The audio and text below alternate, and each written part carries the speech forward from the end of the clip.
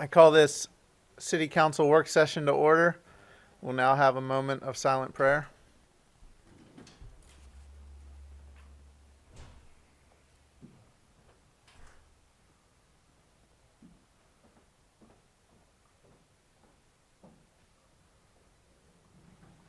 Please stand for the Pledge of Allegiance.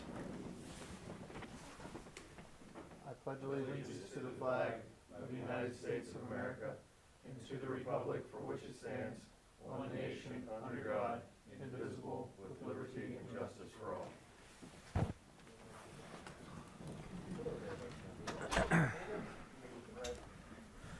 Okay, we'll now open the floor for public comment.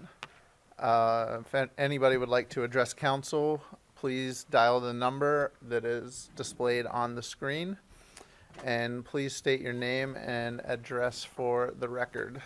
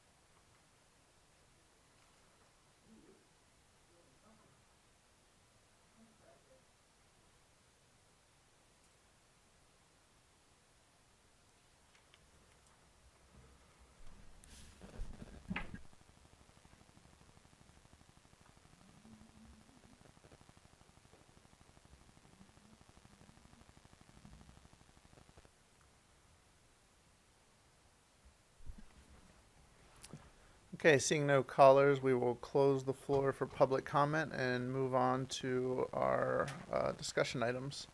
We have something that's not on the agenda tonight.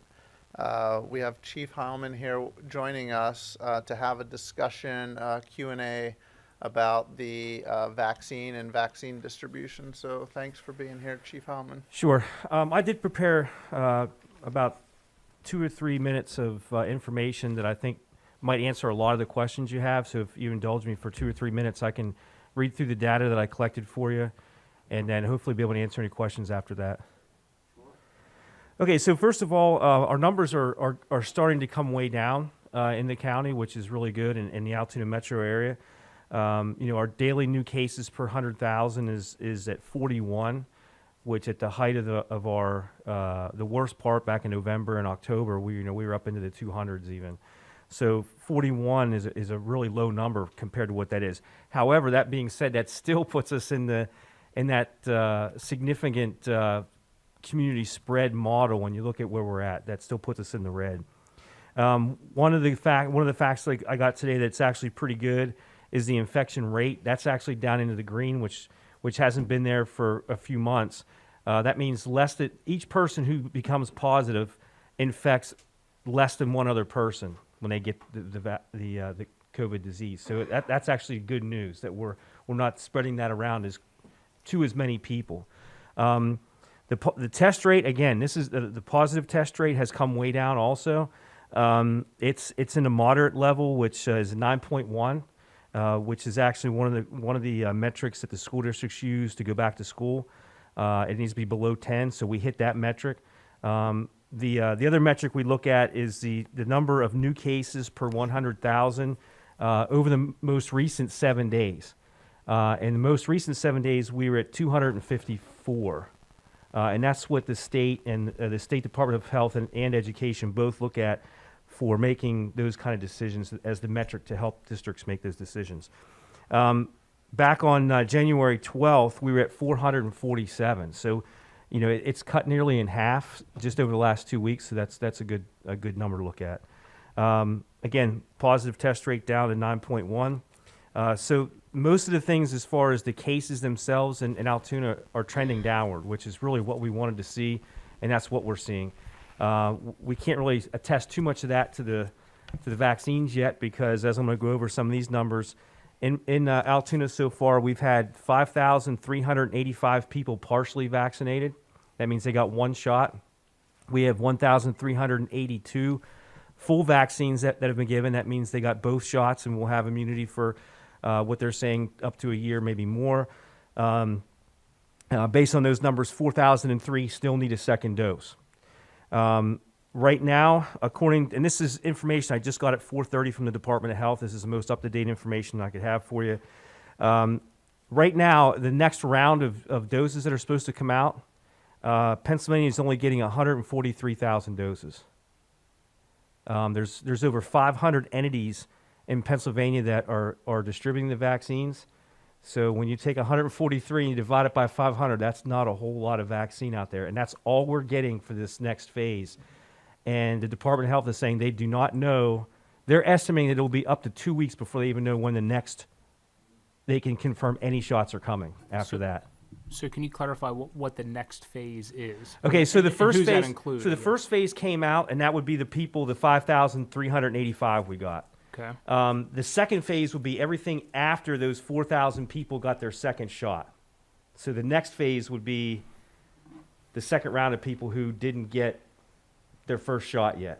Is next phase still 1A, or does that start 1B? We're still in 1A, and 1B has not started yet. So we're still in 1A. Now, the problem with making decisions and trying to forecast what you're going to need is that they've changed what that 1A and 1B means. Mm-hmm. So today it means anybody who has any health issues that are 64 or 65 and older that have diabetes, obesity, they smoke or whatever. I mean, we basically said 2/3 of Altoona now is in 1A. So that makes it kind of tough to know how we're going to move into 1B when 1A got expanded, 2 or 3-fold even. Because we were originally estimating about 2,500 for our first round if we were going to do a pod, and that number went up to almost 4,000 just overnight. So the Department of Health came back and asked us if we could do 5,000 at the pod. We said we could do it, but it might stretch our resources into that last operational period. It'll take 3 operational periods to do that. So that would be a tough thing. There's no other new vaccine in the pipeline. In other words, there's not like this, a mystical, millions per day that we're hearing about. It's just not there. Right now we're at 143,000. That's what we know we're getting.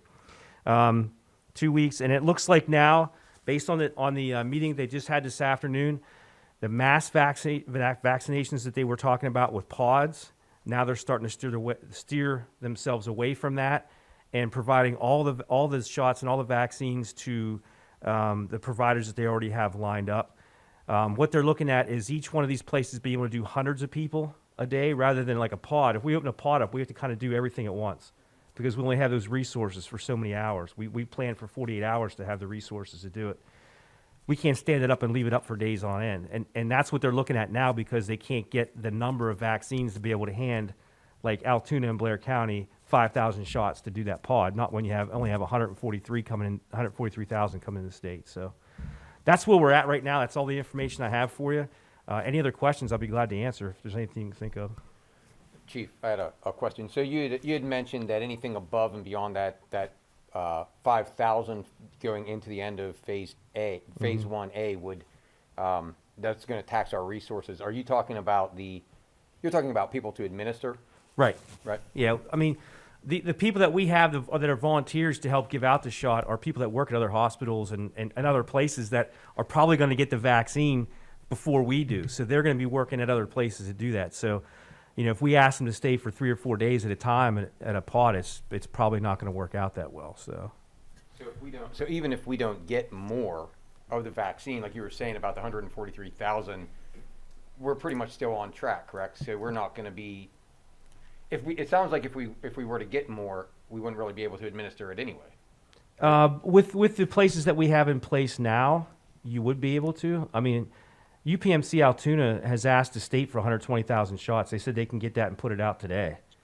So it's really about how fast you can get teachers vaccinated, how fast you can get some of these other people in the 1A and 1B area, so that we can reopen things. and make that safer to reopen. We're not going to be able to do that as fast as what we thought we were, a week ago. And again, you got to understand, this information is a snapshot in time. This is what we got at 4:30 today. 4:30 tomorrow, it could be completely different. Unfortunately, it's that dynamic. Right. And So- as far as somebody who wants to schedule and move forward with getting a vaccination, they would basically call who? Their pharmacist? Okay, so their there's family 5 doctor? distribution points right now in Altoona. Thompson Pharmacy, Altoona Station Medical Center through UPMC, Altoona Community Health over on Howard Avenue, Weiss Pharmacy on Pleasant Valley, Giant Eagle up in the plaza up there on Saphir Drive, and then basically if you go to healthpa.gov, if you go on healthpa.gov, there's a place there that takes you right to all the places that give the vaccines. If you put the mouse over one of those areas, it gives you the phone number, the point of contact, and the website to go sign up for vaccine. I've tried a couple of them, and it's hard to get through.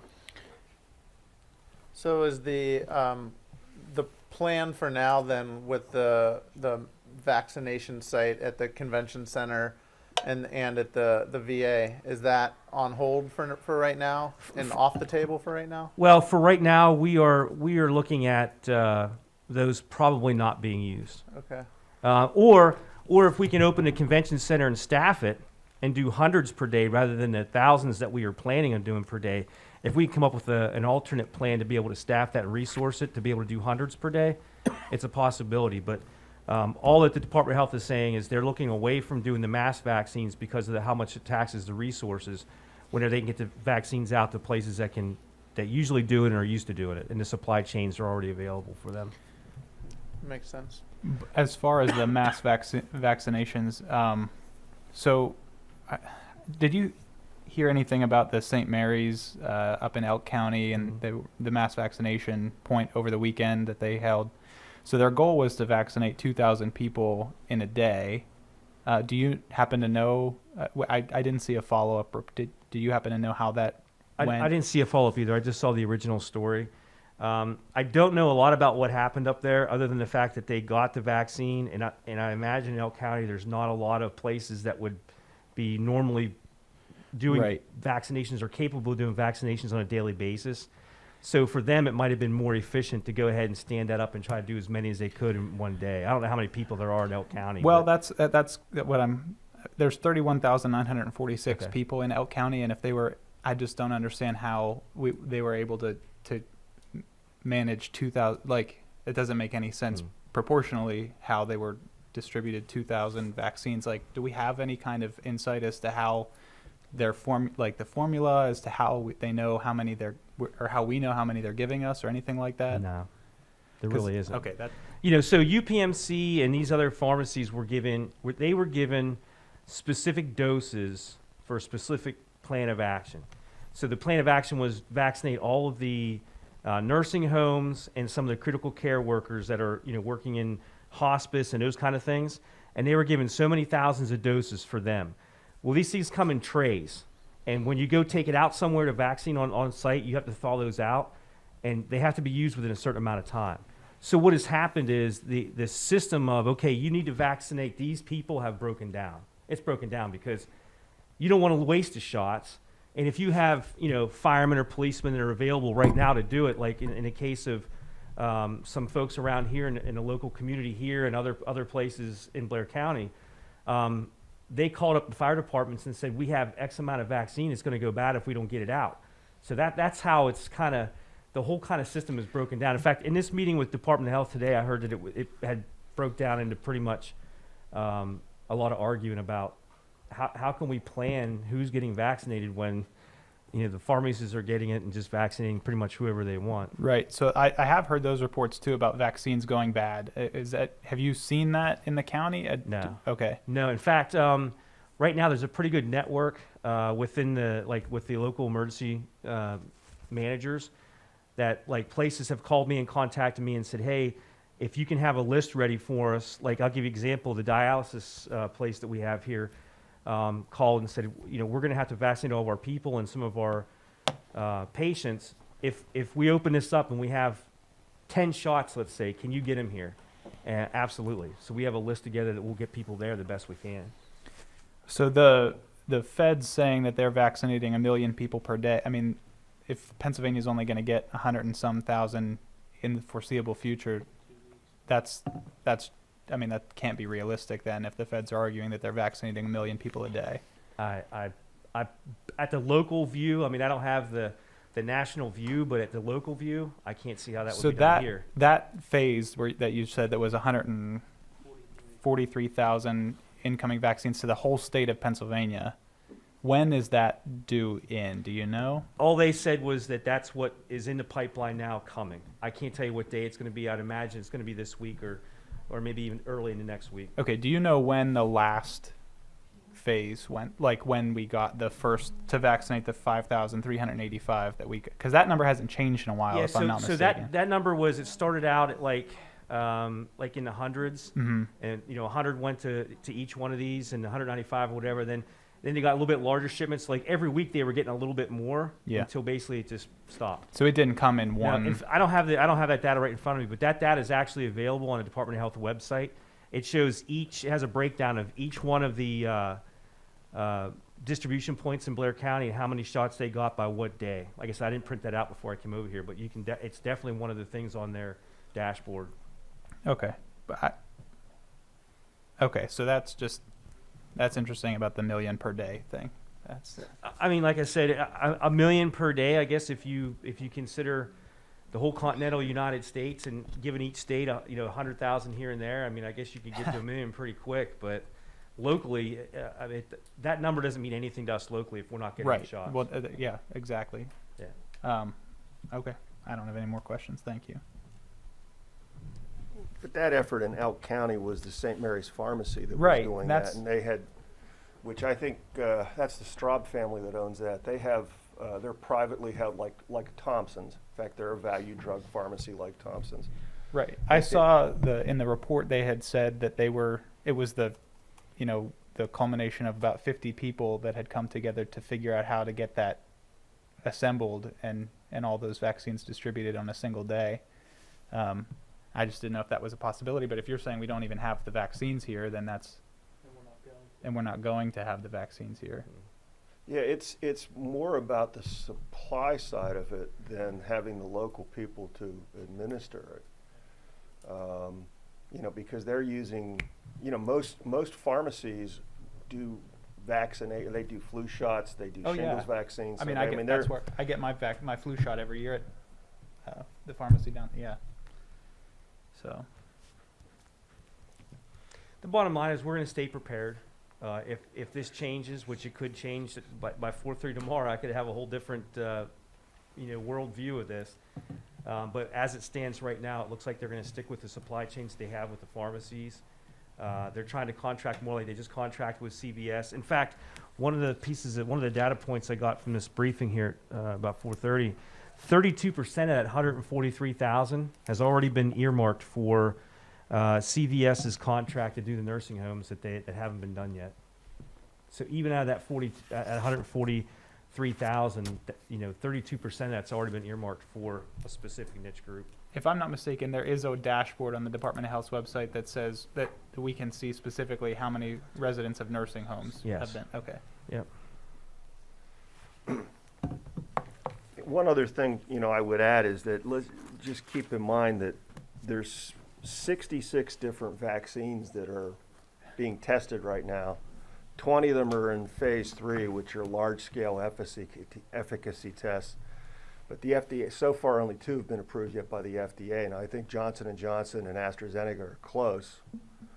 And as some of those move through, theoretically that will increase the supply. But what's going to happen, though, is when it's your time and you're a whatever subcategory you are and you go to get your shot, you're probably not going to be able to say, I think I'd like this one rather than that one. You're going to have to take what you get. And it's going to be probably a short window of time too. Yeah, you're not going to have a lot of time to, and probably, better to take what's available rather than say, well, I'll wait. So. Thank you. Anything else? Thank you, Chief. Okay, thank you. All right, moving on to our first item, condemnation orders.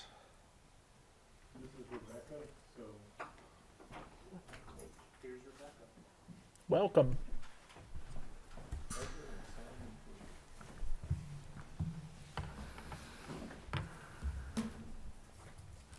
Good evening. So this ordinance was created due to the Commonwealth of Pennsylvania adopting the act entitled the Municipality Condemnation Order Act. It was adopted in October, and it refers to condemnation orders. It's a new chapter that they reference, and it allows the city to impose, file, record, and/or vacate condemnation orders to recover the cost of recordation and to ensure the orderly administration of the provisions of the act. So when a property is basically, when it's red tagged or condemned, any dwelling, building, structure, or premises is unfit for human habitation, what we can do is record a notice at the courthouse, and it stays with the property. This will help us tremendously when a property is sold. It stays with the property for anybody to see it. And the judicial sale, repository, tax sale, it stays along with all of those sales as well. So it's definitely going to be a great benefit to us. We also give notice to the utility companies because we have to request the utilities be terminated. And we let the utility companies know that the services can't be restored until this is removed off of the property. So that's basically, it's the ordinance that adopts the new Senate bill. Attorney Finn, do you have anything you No. wanted to add at all? This should help significantly. I know the problem with you start the process of one owner, goes through tax sale, then you're back to square one. This will negate that. So I think I've reviewed this before. I think it's definitely worthwhile. Agreed. This will be another tool that we can use to fight blight in the city for sure. Anybody else have anything? Thank you, Rebecca. Okay, moving on to the vacant property ordinance, which is also included with your agenda packs. This actually is removing the former ordinance that adopts the registration of vacant buildings, and just overhauling basically the entire ordinance. And it replaces the ordinance to create 3 categories of vacant buildings. The ordinance that we currently have does not characterize a vacant building at all. If it's just kind of a backstory on our vacant property ordinance now, if a property is well maintained, if all of the utilities are active, the lawn's being mowed, snow's being shoveled, you name it, they're treated the same as a building that's vacant with an owner that lives across the country, gutters missing, no attention to the property, no property maintenance whatsoever. So this ordinance was created basically to distinguish between vacant buildings. So the first being neglected, which is obviously the least of the concern of buildings. Derelict would be the second category, and the third is unsafe buildings. So each one obviously requires enforcement, requires inspection, and starting with neglected, obviously neglected would be the building that I guess somebody they own, but they keep up with the property. The property is just vacant. They don't feel like selling the property. They don't want to rent the property. It's just sitting there. But the property could look like any other well-maintained property in the city.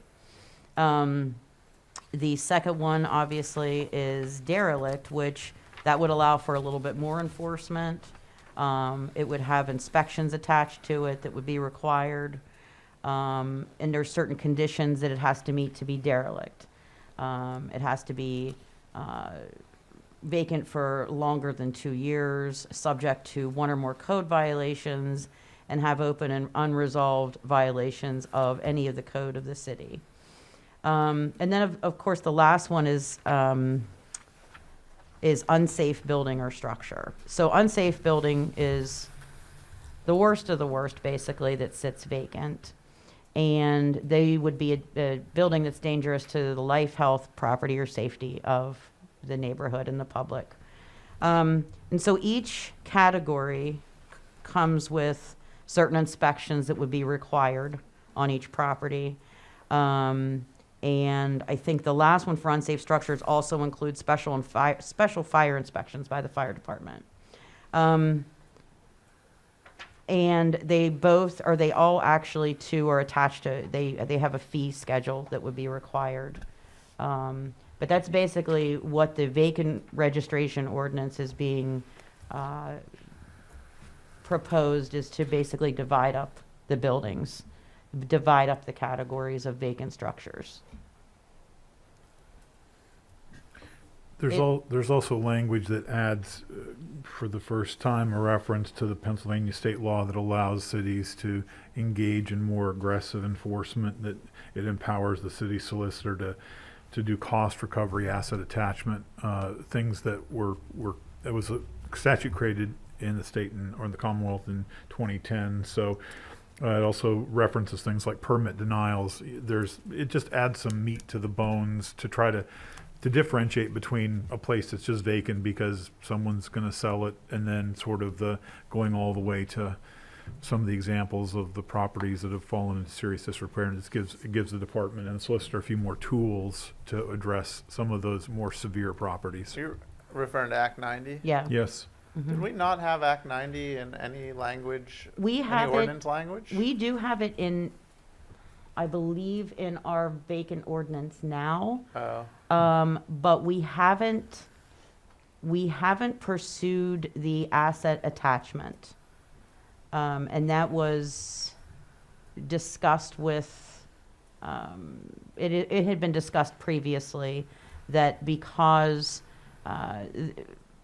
a lot of, there are mortgages on other properties that people have. I mean, with the attachments, if they have other assets, if a mortgage is associated with those attachments, then we can't do anything if there's a mortgage on their properties. But we're allowed to sue civilly to get judgment for fines. So we actually do that now with our code court. That's not civil, but we're doing probably 2 of the 5 things out of Act 90 right now. Do we have any rough numbers of how many would be like in category 1, category 2, category 3, just roughly? Or even percentage wise? I would say it's probably, I could break it down into thirds. So I would probably say, I would probably say at least a quarter of them, I would probably say at least a quarter of them are out of all of the properties that we have registered right now. A quarter of them are homes that are well maintained. Maybe an owner just isn't sure quite what they want to do with the property yet. Or some people just want to keep it in the family. I mean, but it's, or they're doing work to it that doesn't require a permit. So that's another requirement of registration. Then we have the middle, I guess, like we have a middle ground of, they're the people that maybe have a property for 20 years and they've been fixing it up for 20 years. Yeah. And they're not necessarily bad looking, but they're not ready to rent or sell. So we have the middle. And then, of course, then we have the properties that are definitely unsafe condition. But they have a lot of other enforcement action attached to them at that time. I mean, they're just not being asked to register them as vacant. There's a lot more going on at that point. And the ones in the unsafe, some of those will fall under that special inspection. Correct. What- That's when we would ask the fire department to actually do an inspection. And it also gives provisions to allow us to hire a outside engineering firm to conduct a structural inspection as well. And of course, that's going to be billed and leaned against the property. Makes sense. Mm-hmm. And so like some of the I know some of the buildings we have not only red tagged, but tagged like do not enter, period, like can't be inspected at all. So, so many, they'll all fall into category 3 here, but there will be some in category 3 that are at least able to be entered and inspected. Correct. There are several that, I mean, and usually by that time, I think between the fire department and our department, we know which properties really can't be entered because they're that unsafe. And like I said, they're usually pending demolition at that point anyway. But there are several that, you know, maybe if we're not sure, and that's when we would probably want to hire, which the ordinance allows us to do that, would basically you would get somebody in there, you know, a structural engineer to determine exactly how unsafe it may be. I wouldn't ever think that there wouldn't be any other enforcement action going on though with that property by that time. Yeah, So, yeah, indeed. But from a firefighter safety standpoint, I mean, being able to see the structure in advance, because by the time there's a fire smoke, you're asking people to go into a structure. And Yeah. by being able to inspect it, first they can see if there are, you know, accumulations of hazardous materials, but they can look for soft floors, they can look for trap hazards, they can evaluate it, create a firefighting plan of attack in case there is that, or just make the determination, this is one that you stand back and let burn because it can't be entered safely. But I think from a public safety standard, and this, if we have, because we do have owners occasionally who refuse to grant entry. So by codifying this, it gives a solicitor an opportunity to, you know, go to a magistrate, get an administrative warrant to force entry. And I saw the recent proposal there. It looks like we're still playing catch up on some of the properties that need demoed, but that was a pretty good list that went out recently. So at least that was a step in the right direction to see that go through. Well, we're going to be talking about that later in terms of the money we need to be able to eliminate the backlog of properties on the demolition list. That's always been an issue. Thank you. Thanks. Thank you. Rebecca. Moving on to the small cell ordinance. This is really Tom and I and Nate. Somehow we have language regarding these 5G small cell towers. It's put in the zoning chapter, which is not really a good place for it to be. And the way it was drafted, I'm not sure where it came from, but I think it's a little awkward for us to be able to manage these, because we certainly support better cell service in the city, but when you put small poles up, it can create problems for Nate. So with that, Well, I know when we received an application, this is under an ordinance that was passed, I guess it was earlier last year. And, you know, one of the things, at least we're seeing with this initial application, there are some technical applications as to how these small cells work that really aren't applicable to the language in the ordinance itself. I know one of the things we talked about, particularly with some of these technical aspects, is, you know, the ordinance does allow the city to hire an outside reviewer and assess those costs, like those get passed through to the applicant. And I think that's definitely something we should look to do. So I think through that review process, we could, you know, also to the extent it would make sense to tweak the ordinance, we can look to do that.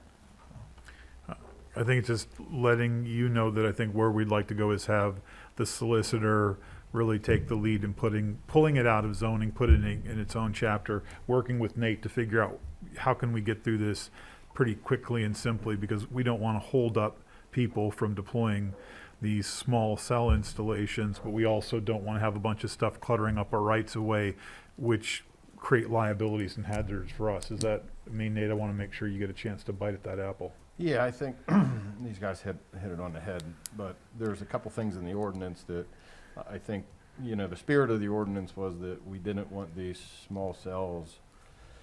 There was language such as you couldn't be within, I think, 50 feet of another structure. You had to try to play nice with other providers, be it AT&T, Verizon, things along that line. You know, the towers themselves aren't the most attractive looking ones, so there was some language in there about making it as stealth as possible. So I think that really, you know, we took the ordinance, well, the ordinance was taken from, you know, another municipality, of course, and then manipulated for the city. And there's some things now as we're going through, you know, rocks in the road that we're trying to iron out. And I guess, you know, one of the requirements is that they have to make, by certified letter, let everybody know what's going on within 100 or 150 foot radius of, you know, the location of where it's going to come up. So, you know, I think the crux of it is, do we want 5G? If we do, then yes, that's what we need to do. And with that, we're trying to protect our interests in the right of way so that if there's an accident and we have damage to our property, we want to be first in line so that, you know, the cell company doesn't get the insurance money prior to us. Making sure if we have a construction project that goes through that we're able to get them to move at no cost to the city. So there's a couple things in there I think that we just need to tweak and get it, you know, but simplified, I think is probably the best way to put it. The fees that you collect off them are minimal, really. I mean, they're set by the FCC. You know, we're talking $300 each. So really, it's a way. Right now, if we have to chase, right now with fiber, aerial fiber, we have an issue because they're chasing, like the person that installs it and owns it to begin with, it changes hands 5 times. And we're trying to get something moved, and we're spending an awful lot of time trying to get, you know, the owner, the current owner of record of the facility to take care of their issue. So this way, you know, if we have in there a minimal cost, it's not so much, it's to take care of our inspections, of course, and cover our costs, but also, you know, to try to maintain a record, an owner of record, so it's easier to take care of once down the road for the next person or whomever. Have any been installed at all yet in the city? Up till now, Dave, there were, I think we have about 15. They were done it prior to this. Yeah. So they're mainly in the Juniata section. Up by the hospital, there's a few. So none of them needed. I think maybe I think there's 2 that needed a zoning variance, but the rest of them were placed in and around areas where, you know, it was commercial or it was allowable, really. So. Are they typically on utility poles? Because I was wondering what our jurisdiction would be over, like if Penelec, like the new very high poles that Penelec just installed. I didn't know if they'd be mounted on those or typical utility poles. Or... Right now, looking through, they can't be any taller than 40 feet. Oh, okay. But they max out at 40 feet. The issue is right around 40 feet is where Penelec has most of their secondary lines. Oh, yeah. So these are all almost always their own pole-specific location that has an overhead line coming from, you know, an existing fiber line. So they kind of, they can stick out like a sore thumb in some areas, but. You mentioned in there it has about stealthing. Does it mention specifically when that must occur? Because I'm thinking like specifically in like the downtown area, you know, because I know they make ones that are, you know, camouflaged to look like brick, you know, so they blend in with the side of a building or whatnot. So is that specifically outlined in the ordinance? The ordinance just says it must, I think it must adhere to the latest stealth technology application. It's pretty general. Yeah. It's pretty general, and as far as what's the most stealth available, So how do we how do we mean, enforce that if it's general? You know, because one of the things, you know, with this most recent application, they're talking about the technical aspect of what they're installing. Like the idea was, well, if you put in a pole, other people can piggyback off your pole, things like that. You're running into an issue of, does the technology work with other technology attached to these poles altogether? And then you get into the issue, well, the applicant who wants to put in the cell, the pole is owned by some separate entity they've created, and I can't really comment on that. You got to talk to. that's why, I mean, as far as reviewing these things, I think it'd really be in the city's best interest to get that outside entity to at least, particularly the technical aspects of any of these applications. Because then we can just take that cost and, you know, put it on the applicant, but I think it would also assist us in streamlining this process. The ones that we have right now are kind of,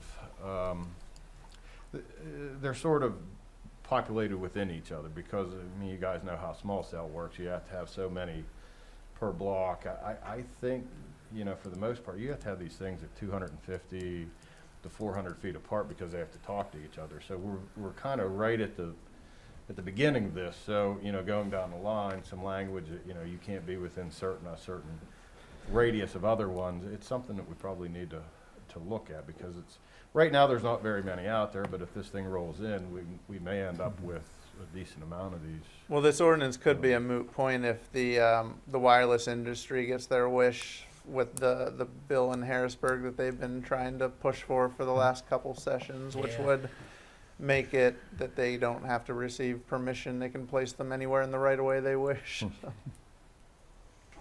That would be typical Harrisburg. I think it's just, if it's okay to have Tom work with Nate to get something, but I think the policy question is, on one end you have maximizing 5G deployment, saying, hey, whatever we can do to get this out. The other end you have the aesthetics and all the other concerns. So somewhere between hither and yon, if you have a preference in one, it just helps Tom and Nate to know, are we really going to say, should there be different rules for the central business district? Are there different things? Or are we like, put the pedal on, let's try to get as much 5G coverage as we can? That's the kind of feedback that would be useful in crafting the language. Well, in a public safety standpoint, I would think it would help our first responders. The better, the more the better, you know, at least for that. And then definitely with all the citizens, it would certainly help in the communication aspects of things.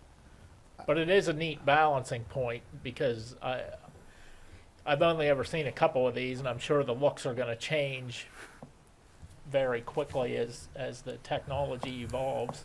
Well, I mean, I spoke with AT&T about this last year down in Harrisburg, and they were saying they have, you know, there's tons of ways that they can stealth it through, like lampposts, or like I said, they can make the boxes look like they're side of a building. But they were saying that they have no issue doing that when it's required by a municipality. So basically what they were saying is, don't bend over backwards just for the sake of having 5G come to your, you know what I mean? Yeah.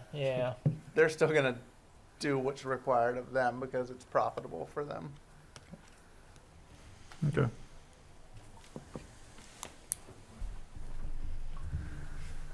Moving on to the 31st Street Jake breaks.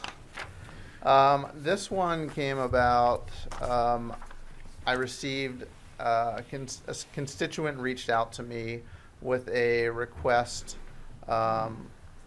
She lives along 31st Street, and there's issues there with trucks going up and down with the Jake brakes. So Nate reached out to PennDOT and asked them if they could do a study on the road there because that's required since it is a state route. And so they did that, and Nate do you have the results of the study, I presume? And Chief Freeling is also here because, you know, the police will have to, this is an enforcement issue with them, so. Well, we did the study, or PennDOT did the study for us, and the result was really that the 31st Street corridor coming down through Mill Run is eligible for a Jake brake restriction. So that's, to do so, you all would have to enact an ordinance allowing that. So that's really. I don't know how many complaints you receive on that. I think the signs have to read that the brake retarders are not allowed in the municipal limits. there's specific signs that are required, and you also have to post then when the prohibition is lifted. So, to just post for 31st Street and saying they're prohibited within municipal limits, we also would have to post probably 17th Street, 6th Avenue by Yeah, WTAJ. historically, we've gotten complaints. I know, it seems like most of them have been associated with 17th Street, with either going down the hill or coming off of the interstate Off into the city. interstate. Correct. But, you know, and 6th Avenue is another one historically that we've had. I'm sorry, Chief, I interrupted you. I No, that's apologize. fine. That, I was just saying different locations that probably would also need posted.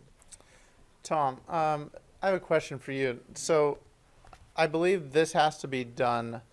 It has to be done by resolution or ordinance. I don't recall which one it is. Okay.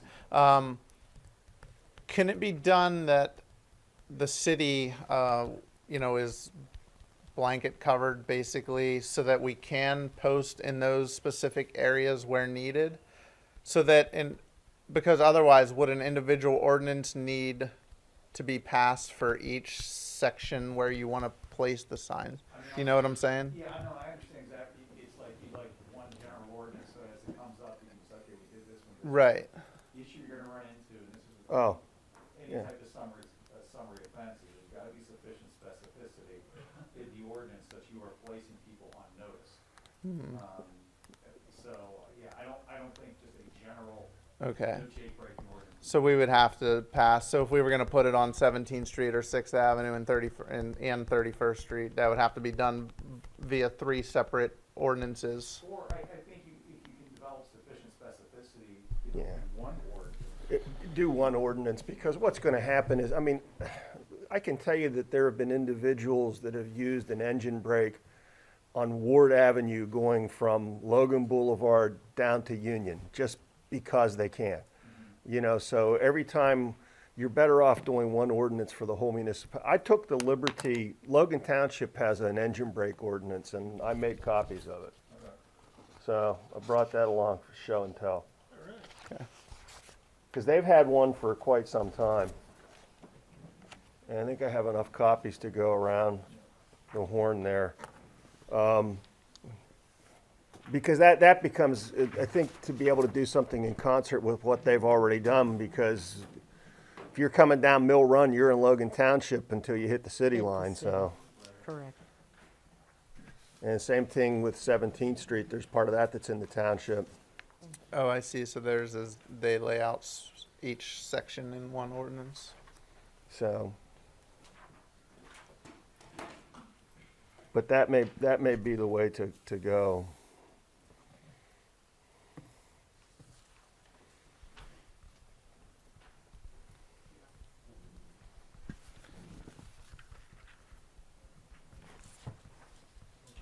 Tom, I know you're seeing this for the first time, but maybe you could take some time and absorb this and get Well, back to us at our next work session or Yeah, something.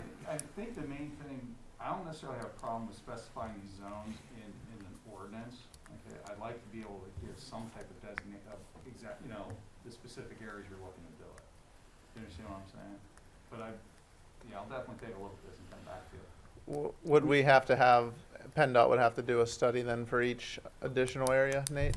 Yeah, by the, I mean, from the guidance that I got from PennDOT, is that their roads, or really any road, should have a study done on it to qualify. Now, I think that, there's different gradients and different sight distance issues and things along those lines. So probably if we're posting their roads, yes, unfortunately. Yet as I travel around the Commonwealth, I mean, I see entire municipalities where you're entering in the municipality and it says that such and such has an engine brake ordinance, prohibiting the use within the municipality. So, I guess the question I understand what you're saying. The thing that kind of strikes me is you're required to get the PennDOT evaluation with respect to each section. You know what I'm saying? Like, I'm just saying, if you have just a general blanket like restriction on it, I just think it's potentially opening for a challenge on the basis of lack of notice / specificity. Well, Logan Township has had that ordinance for years. Okay. And, I mean, it's still listed as an active ordinance, so, Okay. I mean, it would be worth certainly talking to yeah. our neighboring municipality as to how they're, because we're so intertwined. Yep. No, I understand. I think just to add for, our future, concerns that come from customers, I mean, if we could do that, that would be the way to go because, as with any type of resource, I mean, you tie up, these aren't easy yes, no answers. I mean, it does take a lot. So, I mean, Well, it's if like we're a going to stop do sign. it, It's like you put a stop sign up and someone says, well, hey, they got a stop sign at this intersection, how come I can't get one here? right, exactly. And, so, I mean, if it's a blanket, that would be easier, I think, as far as posting and dealing, with each individual zone going forward. Perhaps it would be wise to consider starting with a blanket, and then if we need to get more specific as time goes by, like since we already had the study done on 31st Street, we can begin with the blanket coverage and then specifically get each area as we can. This is something for the chief, but I know we get routine concerns from council and members of the public about speeding or about failure stop. So we don't have a lot of officers. So I guess I'd like her to speak to what extent do we have the resources to actually enforce this in the field? All right, it's highly unlikely that we would be able to have the engine brake patrol to go out and sit and wait for a truck to come and do that. There may be circumstances where 17th Street, we might happen, excuse me, to be there and hear it and, could enforce the ordinance. The only issue that does happen when you erect new signs, people have a tendency to think that we're going to be there enforcing them 24/7, sitting because they had the sign or had filed complaints and the sign was erected. So it is something that, we can enforce if we happen to be there when it occurs, but it's not something that we're going to be setting up details to patrol. Yeah, understood. Understood. We I just mean- Yeah. don't have the manpower for Yeah. that.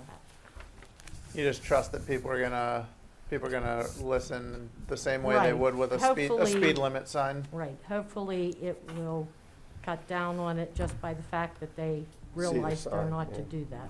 well, of course, what happens is, you're talking about vehicles that usually have a company name on the side of the vehicle, and Right, people that live in the area will see those names and, make phone calls perhaps to you or even to the company and say, there's a local ordinance, right.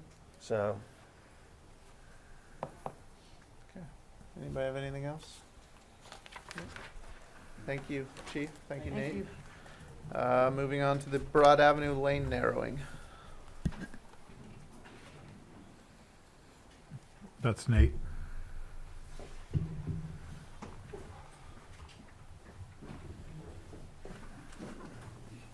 So last March, February, well, the mayor and I'll start with this. Probably November of October of 19, the mayor and I had a meeting with the district engineer and the head design engineer at PennDOT, District 9. It was a meeting discussing a lot of projects coming forward, but one of the outcomes of that meeting was that we got on the subject of Broad Avenue, more specifically from the corner of Union and Margaret, where Vince's used cars was, down past the Jaffa to the area of 24th Street. That's a one-way, two-lane road going down that corridor. So when you're coming down Union Avenue, proceeding on to Broad Avenue, Union Avenue is a one-way or a one-lane road coming out through there. And once you make the corner, as you all know, it kind of opens up into a freeway, and people, tend to accelerate and try to get around somebody in there. And the chief could probably attest to this too, but we get an awful lot of customer concerns from the side streets coming out, and now that the triangle, the apartment building, the Elizabeth is on the corner, they've had a couple cars coming through there that got sideswiped, some accidents, take out some trees, and then people coming out the side streets, 22nd Street, 21st Street, 23rd, there's a sight distance issue looking up the street. So we kind of kicked the idea around with PennDOT about maybe just taking that portion of Broad from 2 lanes to 1 lane with a painted buffer strip, if you will, in there. And PennDOT was they came back and they were somewhat receptive of the idea, and they were, because it is a PennDOT road through that area, and they were at that point in time willing to help fund the study to look at it a little bit closer. That was pre-COVID. I don't know where they're at right now as far as the funding goes on that, but I guess the manager and I talked about this in the spring, and I'm not sure that you all have a flavor or some thoughts on this. From the side street standpoint, it seems to make sense. Common sense tells you kind of alludes to the fact that if you're coming down Union, it's only 1 lane anyhow, so is it really that much of an inconvenience to have it 1 lane for a few more blocks? So I guess I'm just asking if there is any interest whatsoever of moving forward with at least looking at this from a study aspect. We had discussion at one point looking at Beale Avenue. That's Okay. We'll talk about that. We can talk about that now too, Okay. if you want. But I'm just going to tell you, I have real concerns if you start that before 21st Street, because anytime there's something at the Jaffa, right now when there's an event at the Jaffa, neighbors complain about the traffic and things that happen on Broad Avenue with intersections that get blocked as people are trying to get in and get out and that sort of thing. And now you're going to take it from 2 down to 1. And, certainly with COVID, there hasn't been events there, but I mean, it is used quite a bit, and particularly on weekends. Yeah, I mean, the side street traffic, that's really. I don't dispute that sight distance is an issue. I mean, even we had just talked about 31st Street. If you come down Mill Run and hit the light at Broad at 31st Street, and you're at the red light, and you can make a right turn on red, good luck, because it's hard as heck to look down Broad Avenue and see what's coming. It really is. Yeah. And even if you turn up one of the side streets there by Atlantic Broadband to go up toward where John Lloyd's house was, or if you were going up behind the Jaffa, it's almost impossible to get out there because you can't see. Yeah. So, I mean, I guess we're just, are you guys interested at all pursuing it, or just let it lay and move on for this one? I think if PennDOT's willing to still consider looking at it, seeing what the options could look like there, then maybe it's worth having them do that. Where did you say that it was, when would it open back up into 2 lanes again? Well, I mean, at this point, it would be, the bottleneck really, I think from the amount of concerns that we've gotten or received, and would be from the Elizabeth, at least down 2 blocks. So that would be 22nd Street-ish in there. Yeah, I kind of agree with Councilman Kelly's concern on that. If it could open back up, at the next block right past the Elizabeth, then maybe that, I don't know how much that would impact on, when there are events happening at the Jaffa, with that only being 1 lane continuing on past the, to the block past that. Would Well, that, I could always go back and see if the funding would still be available to at least look at it, if you so wished. I mean, the other thing you could also do would be, if the study, if they would do it and we would fund it and see what came out of it. We could always temporarily paint it, see what happened, and if it, was an issue, you could always take it back to whatever it was too, or at least. But Okay. I don't know. I guess give it some thought and let the manager know what y'all are thinking. Did you want to talk about field at all? Since we're on that subject? Yeah, I mean, does that, is that included in the enhancement projects? Well, I think it's just a similar concept to narrowing it down. Thank you. I hate to jump back, but if we're in the same vein, Thank you, Nate. mentioned the chief having an input there regarding, is there any way, did she stay? Is she Yeah, here? she's,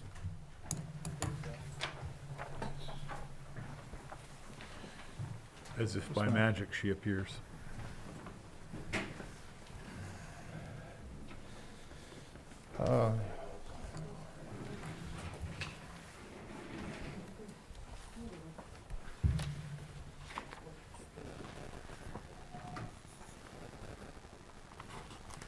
I was just wondering if we could get your input on the Broad Avenue lane narrowing. You'd mentioned speeding as an issue. Do you have any kind of input in that particular? Well, this is Beal, This is Beal. different. And we're,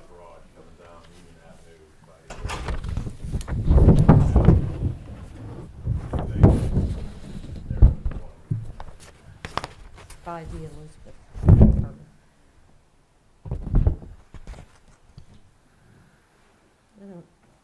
I don't see an issue with that.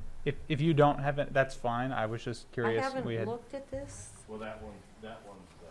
This is Beal, okay, and you're talking broad, going, just making it one lane. Yeah, so this would be coming down Union Avenue past the discount grocery store, making a right onto Broad. It's already one lane It's one, right. coming down. There's been a few accidents at the Elizabeth, sideswiped cars, trees taken out. So there was some, I guess, at 50,000 foot discussion about just leaving that neck down to one lane coming To one around the lane, corner for a block or two and then opening it up to Right. try to Right. help out a little bit. And I think the question was whether or not you felt there were accidents there or that was a troublesome spot.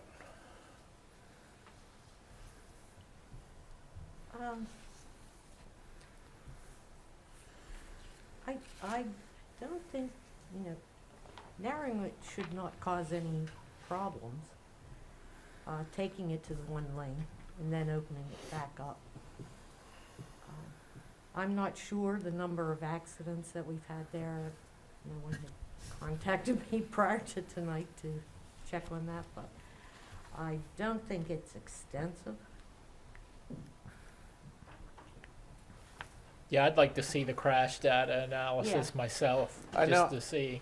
I spoke with the owner of the Elizabeth whenever Nate and I spoke with PennDOT about this, and he liked the idea because he said now that there was, I guess, in the past year or so, there was people that coming around the turn from Union went up onto the sidewalk, took out his street trees, or drove through, coming off of Margaret through the intersection, landed up onto the curb, took out trees, or hit cars that were parked there, I think he said as well, from some of the tenants. So I think that they would welcome this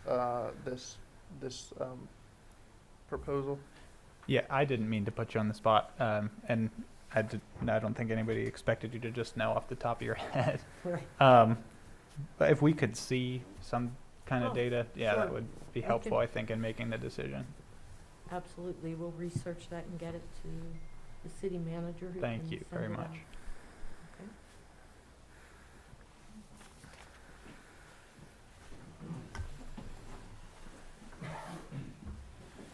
Okay. So next on the list are some, there are enhancement projects. They're more pedestrian enhancements than anything throughout the city. We currently have about $700,000 to do projects with in the city. So probably a month or two, we kind of shot out a list of potential projects. One of those in front of you is Beale Avenue. That project was looked at probably 3 years ago, 4 years ago, and probably 3 years ago as a potential grant project. We asked for money, I believe, 3 times and were denied 3 times through PennDOT's multimodal and DCED's multimodal. At that point in time, we were looking at a model that took the lanes from 2 lanes, one way from 24th Street, progressing up Beale and then around the corner onto Union towards Margaret. So we were looking at one travel lane, adding parking to one side and making a pedestrian / bike path through there. Now, a lot of that concept was put together because it was a multimodal grant, so it had to have different types of modal in it. You know, one potential project that we could continue to look at would be to, you know, with the new construction that's kind of happening down on the corner, this could be a potential project that we could still look at. So this would be one you all could take a peek at. We also have one down on Broadway. So the department as a whole started to look at projects where we kind of have, you know, missing links of walkable area. Another area is down at Broadway, in and around the area of West 14th Avenue up towards the campus by Mama Randazzo's, along what would be, if you were driving from Randazzo's up towards the campus, it would be on the left-hand side. We looked at a project there, not so much tearing out all the existing sidewalk and curb, but just sort of replacing handicap access corners or upgrading the ADA facilities, and then pieces of sidewalk that were missing. That would kind of connect that entire link from Juniata down or up to the campus.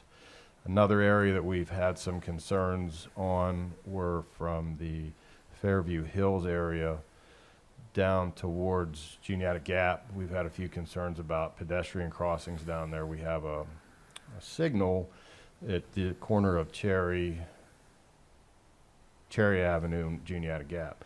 So, you know, we could look at if there was enough of, I guess, a need, we could change that to a street light, or we could change that to a traffic light. I'm not sure that there is, but there are a lot of people from Fairview Hills that go down to the spray park in Juniata. So we've had multiple concerns there. 7th Avenue down by the Grand Palazzo, that's an area that, you know, could really use, you know, some upgrading in that area. So we also have the Baker Mansion area, but that's sort of its own separate project. So I guess out of those ones, would you all like any other information? We're to the point that we've started design on a couple of them. That doesn't mean that they progressed to construction, but we're trying to get a design done and ready to bid. So I guess, does anybody have any thoughts or comments on any of those ones that I just put out? We probably have enough to do Broadway and Cherry Avenue. We may be able to look at Cherry on a CDBG application. If we would go with the Beale concept here, this would probably be in the $500,000 range. So this would be a little bit more. So we would probably only get one of these if we would do Beale. So Again, in broad terms, pedestrian access around the college, I mean, is clearly something, because we have a lot of students who walk or, you know, ride bicycles. So, you know, we know that the area is changing around the old Bon Secours area, because as those apartments fill up, we expect much higher volume of pedestrian traffic. So connecting that that high-density housing with someplace like Tuckahoe Park, or I mean, just trying to sort of draw lines. But in terms of broad principles, college pedestrian access, there's some upside and downside to the Beale proposal, because bump outs are great for parking lanes, but they make snow removal a lot harder. I mean, there's, you know, that's a mixed bag. But I think I went out to Broadway and looked at that area on Nate's recommendation. I think I saw students walking around, and I think if we can get some sense of where you think priorities should be in terms of making pedestrian connections, because we could do a lot of sidewalk work, although within our resources. Yeah, you had mentioned the area, the Greystone Yes. apartment area. I mean, I personally think that that's a great candidate for anything to increase the walkability of that area for the residents that'll be there. You know, I think is something that we should take very seriously. When we started looking at Beale Avenue, that was one of the thoughts, getting Greystone to Elizabeth Apartments and to downtown, because it's not that far, so it's a nice little walk from there. I know the dog and I do that all the time, so. We also have some concept plans in that area. We also applied for 2 grants for Margaret Avenue because that is a school route too Yes. through there. We were fortunate enough to get a grant here last year that we just looked at, and it'll be on the books for this year, but we're gonna put a blinker beacon there at that crosswalk on 17th Street. So when people are when you come off of 10th Avenue and you're on to 17th Street, you have the tendency to go across there about 60 miles an hour. And if somebody's in that crosswalk coming across from Boyer, it's kind of the Frogger effect. So we have, we're going to be making that enhancement. So it definitely does. Beale is a nice connector, I think, looking at a bigger picture. We also had, I think 2 years ago, we actually did a physical study where we went out during school for a week and we set up traffic control. We set up 1 lane the whole way back from 31st Street down, the whole way down to Margaret Avenue, Union Avenue. So we set up some different conditions to see if, traffic, looking long-term, some type of a multimodal lane along Beale or more parking. We get a lot of complaints speed-wise going down through there, so necking that down. The results of, our little Department of Public Works study was it would really probably, other than what Councilman Kelly said with the Jaffa, would support necking that down to 1 lane to, Well, with that some becomes a speed. problem on Beale because, again, an event there, Yeah. people are on Beale Avenue and 22nd Street where Atlantic Broadband is. Yep. They make that left. You see traffic get stacked up the whole way back up to 24th Street to the light, and then there's the sight distance problem trying to get across Broad Avenue, Yep. then to get to the venue. Yeah, it's a real So- problem. So they both have ups and downs. It's just Yeah. a matter of, what y'all think. Nate, at the beginning, I may have missed it. Did you mention a dollar amount as far as what we had? We have about, right now with what we have from last year to, and this year, it's about $700,000. So you're looking at about $100 a lineal foot for curb and sidewalk right now. So, with what we have, that's about 9 blocks, give or take, at 425 foot blocks Okay. is what we could do. Yeah, I think this is important for us to consider. I mean, during the initial part of the first round of shutdowns, I ran every day, and there are some really tough areas to walk and run in the city. Yeah, absolutely. And you had brought up, CDBG. I think that's using those funds at some point for. That's something that we can tie into the demo program, because we face some decisions there, but CDBG can be used for sidewalks, but it's site specific to the income of the property owner. So one of the strategies I've seen used successfully is the 50-50 program, where property owners are, there's an ordinance that says the property owner is responsible for half the cost of a sidewalk in front of their home. Although if they're income eligible, CDBG can be used to pay that half, which incentivizes the property owner to actually get the income paperwork that the federal government requires to make them eligible. And for the people who don't meet the income requirement, they get to pay over time, like 10 or 20 years for their sidewalk improvement. So at least it improves their property, but there's an incentive for someone to actually participate in terms of getting that in, because the hard thing about CDBG is the paperwork end, and you almost have to have a full-time person just working ahead of a sidewalk crew to get the paperwork, because it's not an allowable expense unless you can demonstrate the income qualifications. We did that on Broad, I think, when the streetscape went through, did a special study for the corridor there. I Yeah. believe you Well, are correct.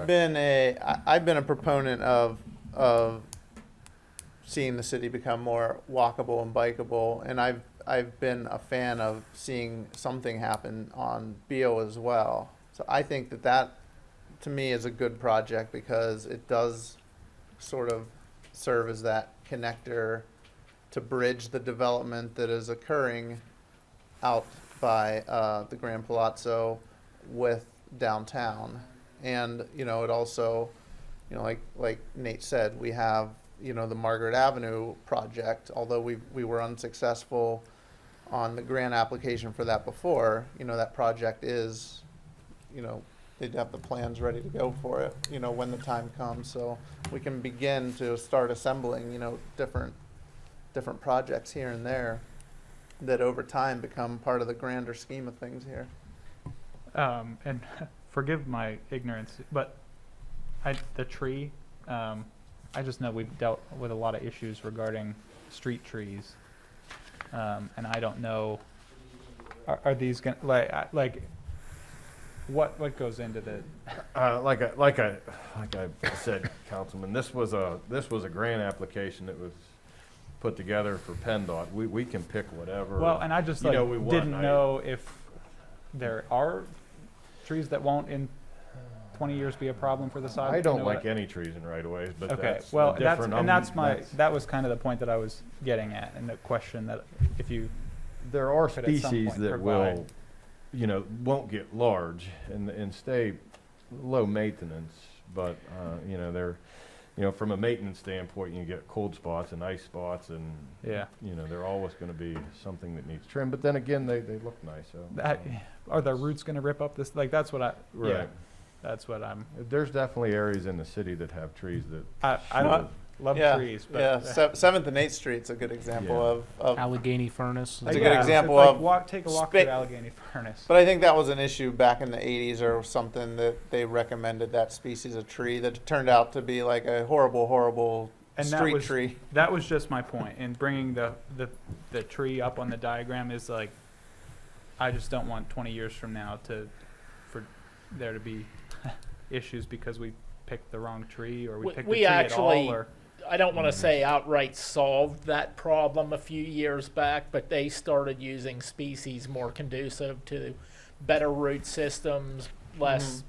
Yeah, they're For- not as and to they're be not clear, as invasive. that's why I mentioned my ignorance in the subject matter. I don't know, but I just What wanted to- happened in the from mid 70s to the late 80s, we had a handful of business owners donate a bunch of Norway maples and things like that. And what happened, they started overgrowing, and then that's why we had the issue we have today with that. They were really nice for a long time, and then they just kept growing. Yeah.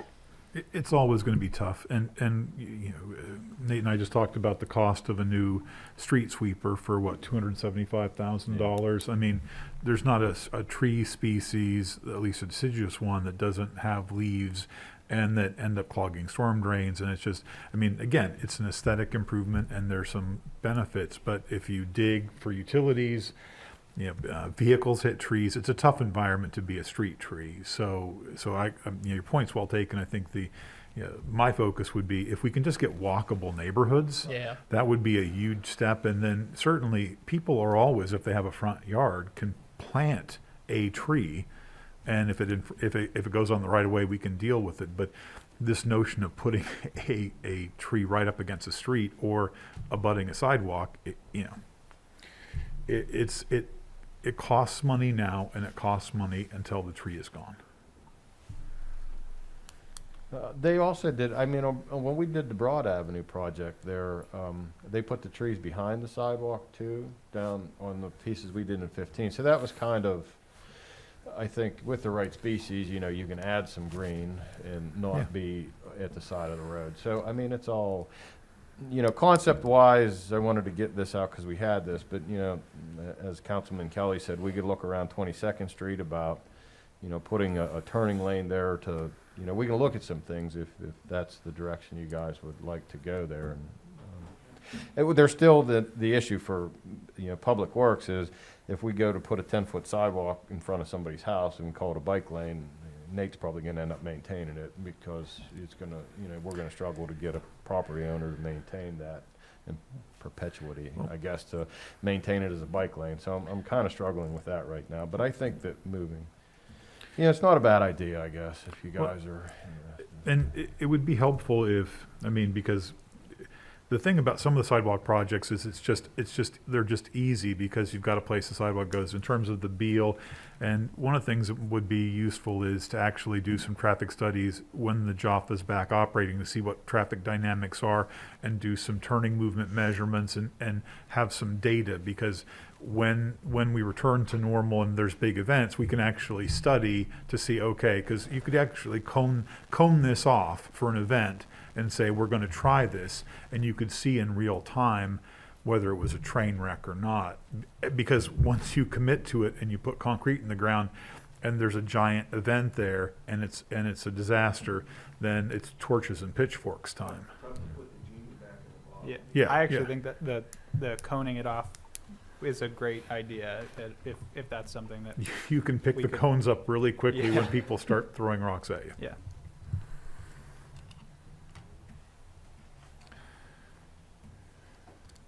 So again, we're currently in design on Broadway. We have survey done on 7th. We could start a design there. Most of these would be designed this year, bid in '22. So we have a little bit of time to, think about.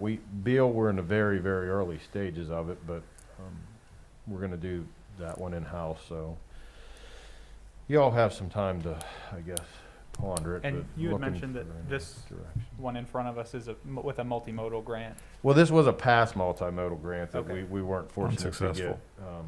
It was, No. No. We tried 3 times, so it kind of got mothballed. Like the Pirates, strike 3. Yeah. We need another swing. So I guess, I don't know. I think we've got enough to go, and if, Nate, you want to hang out, and we'll bring out Rebecca for the demo program? Oh, sure. Sure.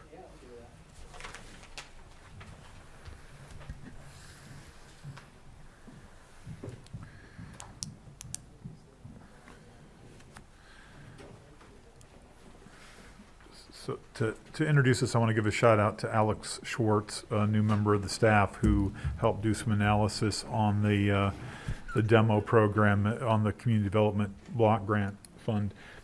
I think we sent this in an email.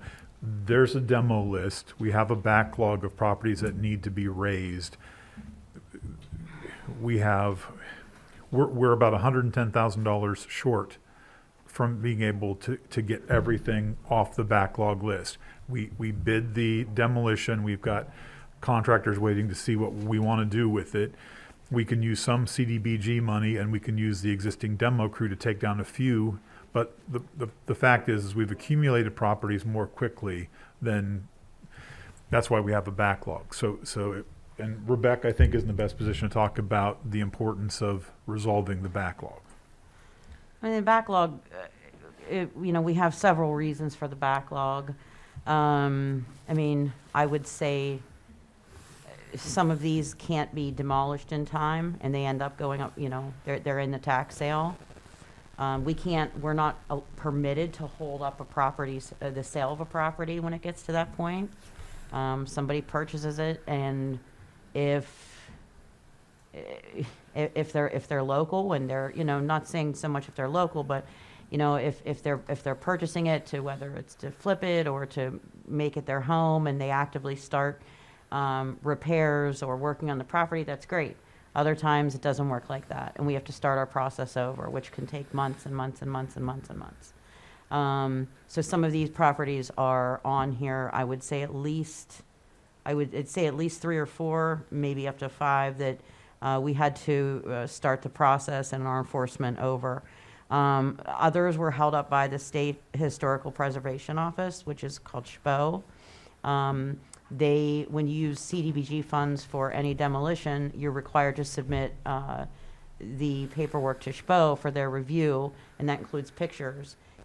If they believe that there's any kind of historic aspect to the property, they may request more information. Sometimes it takes quite a while to hear back from them. I know that can be a problem as well with the, with our CDBG manager. And that's only if we're using CDBG funds. Correct.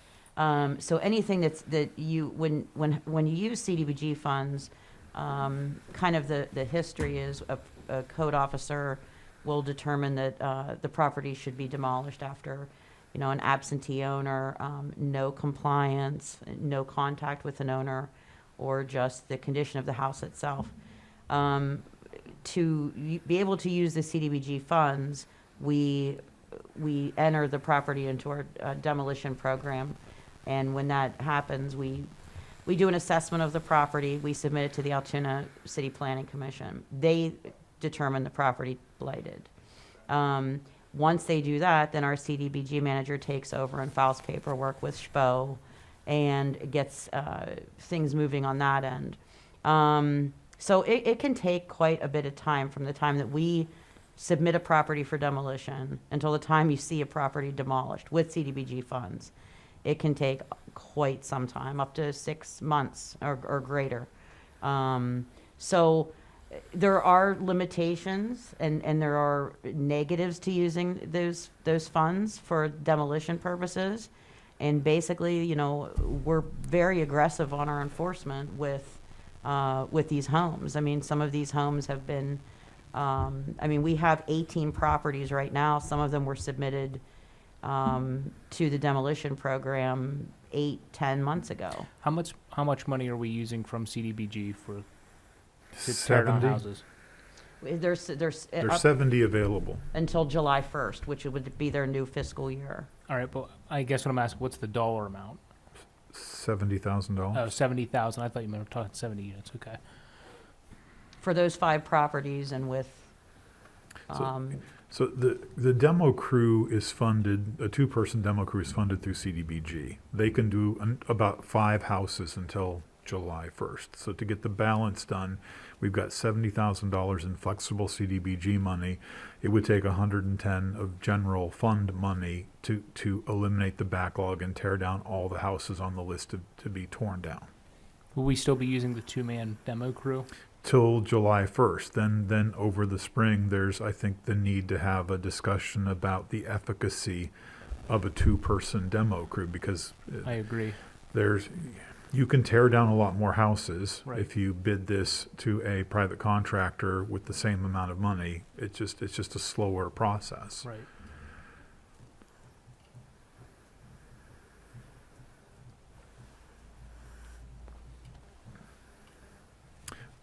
One of the things may be useful is Rebecca can provide you a list of addresses if you'd like to tour some of these fine examples of local architecture and see the houses on the list to be demoed, because I think they generally tend to stand out. So, is anything being asked of us tonight? We're just briefing you because at some point I think we'd like to come and ask to spend $110,000 of general fund money out of reserves or contingency to do this, because these properties, one example I had to deal with a fair amount over the holidays was a couple purchased the property at tax sale, are inhabiting a condemned dwelling, and now we'd have to go through a legal process to force them out. That all happened because, we didn't have the condemnation order in place, and second, we just didn't demo the property fast enough. So these properties are like bad pennies; they keep turning up. So I think this was to try to give you a sense of the magnitude of the problem, and have you start thinking about if we're going to focus resources. I think it makes more sense to put CDBG into things like sidewalks, and then the general fund money. It's just going to be a lot faster to tear stuff down with our money and not the federal government's money. Okay. Thank you. Anybody have anything else for the demo program? Thank you. Moving on to the Intergovernmental Stormwater Committee. This is just another quick informational one, and I wanted Nate to be here, is that the city allocated a large amount of money, I think over $1 million this that will be spent this year out of funds that were largely accumulated during Act 47 to stormwater. That money runs out. I mean, we're good, and this is for our compliance with the federal, what's called MS4 permit, which is for the municipal separate stormwater system. But I don't know where the city goes to get money for stormwater. And this is the, not to bring up a sore subject, but this is the money that was used for the project at Lakemont for the dredging. So those kinds of projects, which most of this money is not spent in the city at all, but at this point, I don't know where the funds are going to come for our next permit cycle. And one of my concerns is that we have real drainage problems in the city. I mean, where we have flooding and low-lying areas, and we're spending money on projects that are largely environmental well outside the city. And I don't expect the federal rules are going to become easier over the next 4 years. Whenever we joined the ISC, part of the benefit to it was that projects that happen outside of the city, we get credit for. Have there been enough projects outside of the city, Nate, that have occurred since we've joined the ISC that, that we've gotten our money's worth out of those benefits? Well, I don't know that you're getting your money's worth out of it, but there are a few projects that are on the books right now. Like as Ken mentioned, the Lakemont project. There was a project at the curve that was done. There's a project that's in design out at the Blairmont Golf Course. There's some work in there that PennDOT's helping to partner with us, I guess, on. And then there's a very large stream bank restoration project that's in design right now. So meat and potatoes, brick and mortar, not yet, but the design, some of these are in design right now. We don't have our sediment load taken care of. The goal would be by the end of the permit cycle to have all of these projects permitted in some form of construction. So although they may not be built until after 23, which would be your next permit cycle, they would still count for this permit cycle, even though you may be into your next permit cycle, I guess. So if we weren't in the ISC, what would it cost for us to get an NPDES permit on our own without that? I can't answer that. The reason why is there are certain BMPs, certain projects that the EPA and DEP tell that you're allowed to use to do these pollution reductions, which are nitrogen. Right now, you're looking at a sediment load. So if you had a project in the city, take for example 39th Street, we would get some credit for doing a detention basin as we did up at 39th Street. But there's no value going, if they change portions of this project, it would be tough because you're not getting a water, you may have a harder time getting a water quality portion of what you need to reduce. Right now you can get it because of the sediment reduction. I guess I talked to DEP today, and they said that some of these, if we wanted to put in holding tanks and infiltration basins, we could probably get some credit for projects in the city. I just don't have a dollar figure for you. I mean, the last pollution reduction plan that was done, I believe, for the group that involved a lot of green infrastructure was about $80,000 or $90,000. So, So this $1 million was paid to the ISC, and it's part of a permit cycle that happens every year, or No, 5 year. 5 year. 5-year plan. I think it's up in 2023. And so this was the invoice we saw not that long Yeah. ago? Yes. Correct. Okay. and this pulls in a variety of municipalities in an effort to. Yeah, there's 11 municipalities, I think, that are on the ISC. It's 11 or 13, I think. Okay. So, I mean, as the mayor said, I mean, it was a way to get the projects we needed for a reduced cost because it's in the outlying area. The downfall was we're not getting a Yeah, lot in the city. Everyone wants to do green and build green till they get the bill. Well, this is an unfunded I, mandate. I, is I, what I it understand is. that, and I'm vehemently against it. Well, I guess my concern is that What happens if we don't play ball? A consent order from the EPA, I guess, is the. I mean, Yeah, that's, the EPA will fine us. We went through this with Yeah, them. we I got think fined. 2 years ago. We Yeah. got fined by them over MS4 related stuff. I've just never had the EPA say, "Oh, that's great. You've done enough. I mean, everything's clean now. Go ahead and just."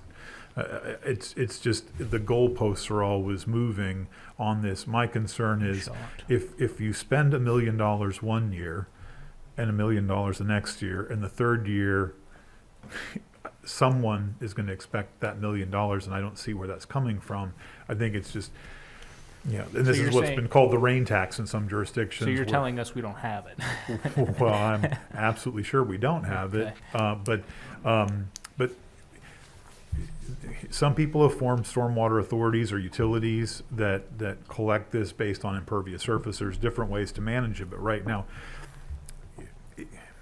no matter how we structure it within or without of the ISC, the money has to come from somewhere, and it's related to things like impervious surface, so small lot, big industrial stuff, and arguably the water authority is probably in the best position to do billing, and I know that was discussed at one point, at least that was my impression, that if there was an additional fee tacked onto a water and sewer bill that could be, I mean, and having still sticker shock over that. And it's not a problem we need to solve tonight, but what I try to do is present problems in order of magnitude. So one of the reasons I started with pensions is it's one of the biggest numbers that if we do something with can benefit us. $1 million is a big number for us. Mm-hmm. So, and with the Act 47 being over, the revenues that created that special reserve fund, I mean, once the piggy bank is empty, it's empty. And I think that one thing we've been pushing right now, you're in, the permit's up at the end, I don't want to say the end of 23. I think it is 23. It's 23. Yeah. So we need to be working on that, a year ahead of time, starting to think about, the next cycle and what The I next tried. million that's going. What I've been trying to instill in DEP is, look, I mean, you have a lot of legwork to do, but, the elected officials have a lot of legwork to do prior to that to see where you go from that. I said, so you guys really need to be telling us very soon what your expectations are for the next cycle to give everybody. It's not Altoona. It's everybody that drains, whether it's to the Bay or the Ohio River Valley, or everybody has their requirements. So, that was what my message was today when I talked to him. Well, it's an unfunded mandate based on unrealistic expectations. Yeah. And they redefine the expectations every 5 minutes. They're not going to get lighter to No. over the next 4 years. No. Absolutely not. And municipalities down east, like Lancaster area, Harrisburg area, have gotten hit really hard. We're sort of like that guy at the Super Bowl a few years ago. We're just here so we don't get fined. Maryland is the biggest polluters of the Chesapeake Bay, and they don't even have as strict as standards as we do. We're just doing our civic good. All right. Thank you. Anybody have anything else? Thanks, Nate. Thank you, Nate. The Transportation Center. This is simply to make sure there are no objections to allowing the library and CareerLink, which is a state program, to use space that's currently unrented at the Transportation Center at no cost. The city solicitor has drafted a straightforward agreement, turned it around in record time. The library and the CareerLink people are extremely appreciative, but barring any objections from you, they'll be moving in this week. So can we give it to them forever and just let them? I don't I think. can only hope Jen's not watching this, or I'm in big trouble just for even suggesting. Yeah, I don't think they'd be enthusiastic about. Sure, we'll give you the transportation center. Take it. They didn't see the term that it's actually a 99-year lease that they're obligated to. Anything we could do to help them out. Yeah. Those poor folks were put in a rough spot a few weeks ago. Well, they've been very appreciative. Yeah, they're real nice folks. Okay. Council discussion. Councilman Carper. Nothing, but I just would like to thank Nate for the busy meeting he had and the work he put into the enhancement programs and everything else he discussed tonight. Councilman Eckes. Nothing I have to say. When I saw the transportation center made its way back on the agenda, I was concerned, but I'm glad it was a low impact matter, so thank you. Councilman Kelly. Nothing, Mayor, thank you. Councilman Butterball. Nothing at this time. Councilman Kashadi. I do not. Thank you, Mr. Mayor. Mr. Kibler. Uh-oh, he's bringing his laptop with him.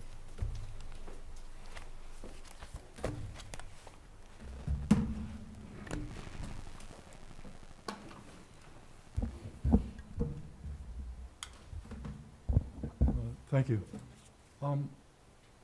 Could somebody explain when Tim Highland was talking about a pod? Is that was that sort of a semi-mass vaccination center or what? Point of distribution. Oh, okay. And what are the plans for that, or what were the plans for that? You mean for when we stand up a point of distribution here, that's one, Tim's been so much more instrumental in that than I have. I think if you just give him a call, he could walk you through it, because I'm likely to misstate something. Okay. But that was just for the city? Yeah. Okay. Does anybody know how many properties are on the vacant property list that Rebecca was talking about? Rebecca probably does. Okay. And Matt, when you were talking about the poles for the 5G operations, were you using the term stealth? Or? Yeah, that's the term they use, stealthing. It's when you like mask the 5G antenna into like a feature. So like they make decorative streetlights that house a 5G antenna, but from the sidewalk it just looks like a streetlight. You can't see the. Okay, gotcha. That's what I thought you meant. And then when Nate was talking about the street projects, there was I thought he said that there would be a bike lane on the sidewalk. Did I understand that correctly? Oh, okay. So it would be on the street then instead of the sidewalk? Or? Yeah. And bikes have to be physically separated from pedestrian traffic. Right, but would it actually be a designated area on a sidewalk as opposed to? Yeah, I did. I think at this point it was kind of conceptual. We envision some type of a shared use, possibly defined area. It's just a draft for now. Final design isn't. Okay. What they would do a lot of times is just stripe like the part farthest from the road as the pedestrian way, and there'd be like a dotted line, and there'd be the bike lane. It would be shared, but there'd be physical separation, so someone walking wouldn't get run down. Okay. And then were there any decisions made on the street projects? No. Okay. And then finally I guess for you, Ken, the library, and what other organization's going to use the? CareerLink is apparently a state entity that subleases space from the library to do sort of job, helping people find jobs, I guess.